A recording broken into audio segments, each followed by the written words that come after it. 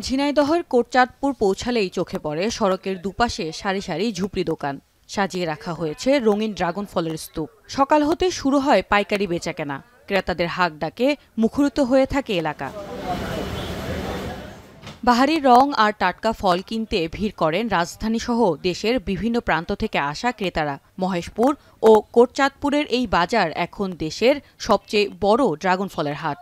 প্রতিদিন শতাধিক আড়তে বিক্রি হচ্ছে প্রায় কোটি টাকার ড্রাগন ফল। প্রত্যেকটা আড়তেই এই ফলে লালে লাল অবস্থান করে। আর এখানে ড্রাগন যদি নিয়ে আসার সাথে সাথে মনে করেন যে বিক্রি হয়ে যায়, এবং এখানে মূল্যটা যে ওই মূল্যটা আমরা ভালো পাই।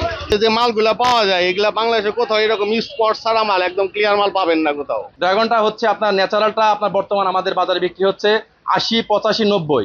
বাজার ঘিরে সৃষ্টি হয়েছে হাজারো মানুষের কর্মসংস্থান। হাতের কাছে বাজার আর ফলের ন্যায্য দাম পাওয়ায় খুশি স্থানীয়রা।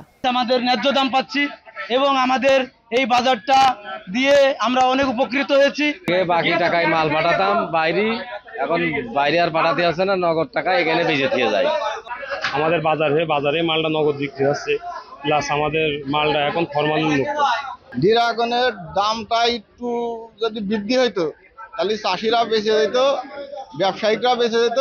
ঘরের লেবার, বাইরের লেবার, লোড লেবার টোটালি মিলে অন্তত 200-250 লোকের এই জায়গায় আপনার কর্মসংস্থান হয়।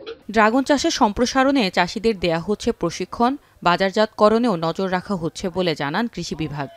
আম এবং অন্যান্য ফল থাকার কারণে ফলের মূল্য কিছুটা কম হলেও উৎপাদনের দিক থেকে ভালো হয়। আমরা আশা করছি কৃষকগণ লাভবান হবেন এবং আগামীতে ড্রাগন ফলের আবাদ বৃদ্ধি এবং নিরাপদ উৎপাদনের জন্য আমরা আমাদের কৃষি বিভাগ থেকে বিভিন্ন কার্যক্রম অব্যাহত রেখেছি। ঝিনাইদহে বর্তমানে প্রায় 1200 হেক্টর জমিতে চাষ হচ্ছে ড্রাগন ফল। গত বছর জেলায় উৎপাদন হয়েছিল প্রায় 30,000 টন, যার বাজার মূল্য ছিল প্রায় 600 কোটি টাকা। এবছর তা আরও বাড়বে বলে আশা সংশ্লিষ্টদের। এখন ঝিনাইদহ।